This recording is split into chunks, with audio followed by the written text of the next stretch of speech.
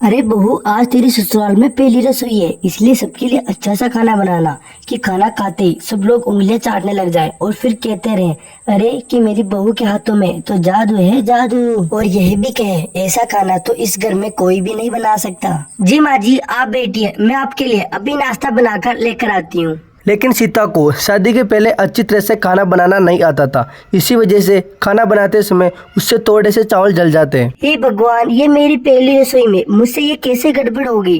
माँ जी को पता चला कि मैंने अपनी पहली रसोई में चावल जला दिए तो वो मुझ पर बहुत गुस्सा करेगी। सीता पहले से ही डरी होती है, तभी उसकी सासू माँ किचन में आ जाती है। अरे बहू, ये जलने की बदबू कहाँ से आ रही है। माँ जी वो माँ जी, ये मुझसे थोड़े से चावल जल गए, लेकिन मैंने ये जानबूझकर चावल नहीं जलाए। माँ जी, वो मुझे पहले से ही अच्छी तरह से खाना बनाना नहीं आता था, इसलिए माँ जी ये चावल थोड़े से मुझसे जल गए। मुझे माफ कर दो माँ जी, मुझे माफ कर दीजिए। अब इतने भी चालू मत बन, जा रसोई घर में जाकर सबके लिए अच्छा सा खाना बनाकर लेकर आ। आज शाम को मेहमान आने वाले, तो अलग अलग प्रकार के पकवान बनाना। सीता की माँ ने उससे बोला था कि मेहमानों के लिए अलग अलग प्रकार के पकवान बनाना, लेकिन सीता जब अलग पकवानों के साथ हीरे का हलवा बना रही थी तो अचानक उसके हाथों से वो हीरे का हलवा जल जाता है और उसकी माँ उस पर टूट पड़ती है। अरे नाश मिट्टी, मैंने तुम्हें बोला था कि अच्छी तरह से खाना बनाना, लेकिन तूने तो सारा का सारा हलवा ही जला दिया। हे भगवान, इस लड़की का मैं क्या करूं। ना तो इसमें कोई अच्छे संस्कार है और ना इसे खाना बनाना आता है। इसे कोई भी काम ढंग से तो होता ही नहीं है। समझ में नहीं आ रहा, अब मैं करूँ तो क्या करूँ। पता नहीं इस लड़की की अब शादी कब होगी। हीरे का हलवा जलने पर उसकी माँ चिल्ला उठती है। आज जब ससुराल में उसके हाथों से थोड़े से चावल जल जाता है तो उसे अपनी जिंदगी का वो दिन याद आ जाता है और वो अचानक से बहुत ज्यादा घबरा जाती है। अरे शांत हो जा बहू, चावल तो है, जल गए तो जल गए, चावल तो है, दोबारा बना लेंगे। अगर तुम्हें खाना बनाना नहीं आता तो मुझसे पहले कहती, इसमें घबराने की क्या बात है। अगर खाना नहीं बनाना आता तो नहीं आता।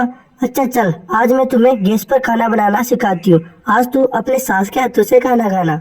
अपनी सास का इतना कोमल अच्छा व्यवहार देखकर सीता की आंखें भर आती है। ऐसे ही समय बीतता गया। तभी एक दिन सीता झाड़ू लगाते समय डाइनिंग टेबल पर रखा हुआ गिलास उसके हाथों से टूट जाता है। हे भगवान, ये मुझसे क्या हो गया। उस दिन चावल जलने पर माँ जी ने मुझे कुछ भी नहीं कहा, लेकिन ये तो माँ जी का फेवरेट का कांच का गिलास है, इसलिए माँ जी मुझ पर बहुत गुस्सा करेगी। अरे बहू, क्या हुआ, इतनी तेज आवाज किसकी थी, आखिर में क्या हुआ।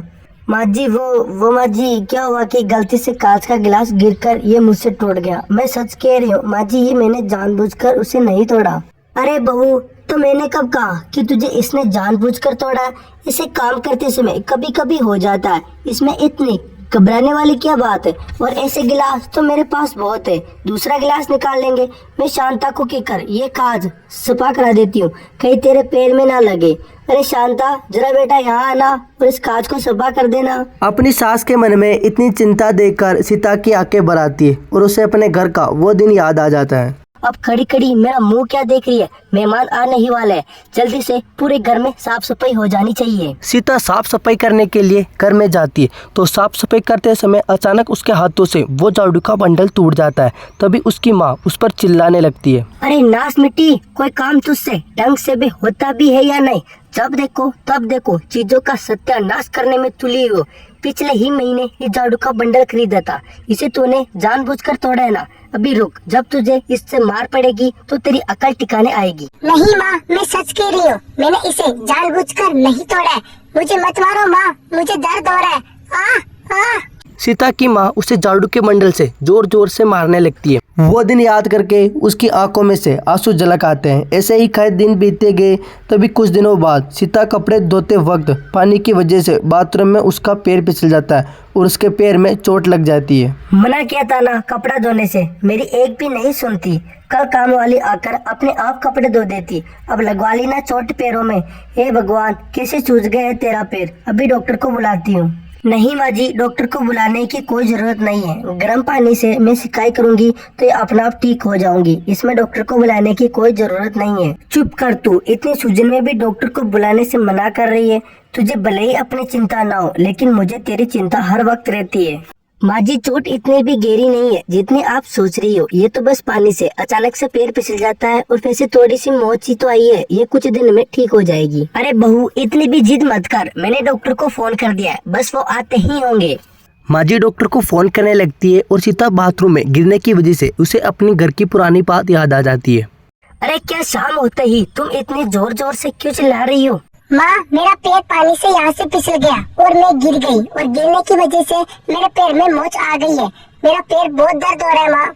दर्द हो रहा है? अरे मैं तुम्हें अच्छी तरह से जानती हूँ, ये सब तुम्हारे काम करने के ना बहाने हैं। चुपचाप उठकर सारे कपड़े धो दे। अगर 1 घंटे में तूने ये सारे कपड़े नहीं धोए ना तो फिर तुम्हें मैं बताऊंगी कि पैर में दर्द कैसा होता है। इस हाथ से मार मार कर हाथ ही तोड़ दूंगी तुम्हारा। सीता के पैर में चोट लग जाने की वजह से वो एक दिन सही समय पर उठ नहीं पाती, इसलिए उसकी सासू माँ दर्द कम हो जाने वाली गोली लेकर उसके लिए खड़ी थी। तभी सीता कुछ समय बाद उठ जाती है। अरे माँ जी, आप यहाँ? अरे बहू, उठ गई तू? ये ले, ये गोली खा ले, तेरा पैर का थोड़ा दर्द कम हो जाएगा। सीता उस गोली को खा लेती है और उसका एक पैर का दर्द कम हो जाता है। तभी उसे कुछ याद आ जाता है। अरे नास मिट्टी, कितनी देर तक सोती रहेगी? घर का कुछ कामकाज भी है या नहीं? या फिर दिन भर सोती रहेगी? जब देखो फोन पर या टीवी देखते ही लगोगी। पहले घर का कामकाज तो कर लिया करो। माँ जी, सुबह से घर का काम काज नहीं तो कर रही थी। पहले बर्तन धोई, फिर सबके लिए खाना भी बनाया।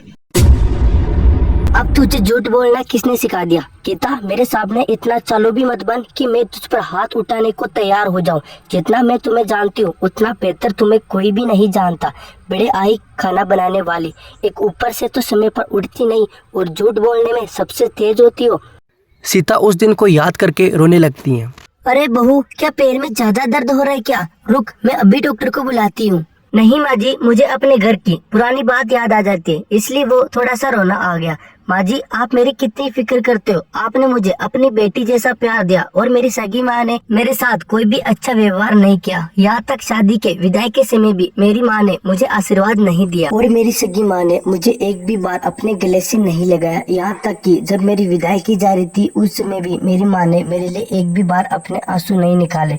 और आज आप हो कि जो मेरी सगी माँ ना होने पर भी मुझे सगी माँ जैसा प्यार दिया। माँ जी, आज भी मैं जब उस दिन को याद करती हूँ तो मेरी आंखों में से आंसू झलक आते हैं। माँ, कम से कम आज तो अपना हाथ मेरे सिर पर रख दो। आज तक मैं हमेशा तुम्हारे प्यार के लिए तरसती रही। आज तो मैं विदा होकर हमेशा के लिए अपना बाबुल का आंगन छोड़कर चली जाऊंगी। कम से कम एक तो बार मुझे अपने गले से लगा लो माँ। अरे विदा होकर चली जाएगी तो इसमें मैं क्या करूं? दुनिया भर की लड़कियां अपने बाबुल का आंगन छोड़कर चली गई है। अब ये सबके सामने झूठा ड्रामा करने की कोई जरूरत नहीं है। शादी हो गई है ना तेरी, अब हमारा पीछा छोड़ और यहाँ से जा। सीता वो बात याद करके और ज्यादा रोने लगती है। अरे बहू, अब बस भी कर, नहीं तो मुझे भी रोना आ जाएगा। माँ जी, मेरी सगी माँ ने शादी के विदाई के समय भी मुझे आशीर्वाद नहीं दिया और मैं जब से आपके पास आई हूँ आपने मुझे किसी भी चीज की कोई कमी नहीं आन दी। सही में मैं तो बहुत भाग्यशाली हूँ जो ऊपर वाले ने मुझे माँ से प्यारी सांस दी है। ऐसे ही सीता अपनी पुरानी बातों को याद करके अपनी माँ जी को भी रुला देती है।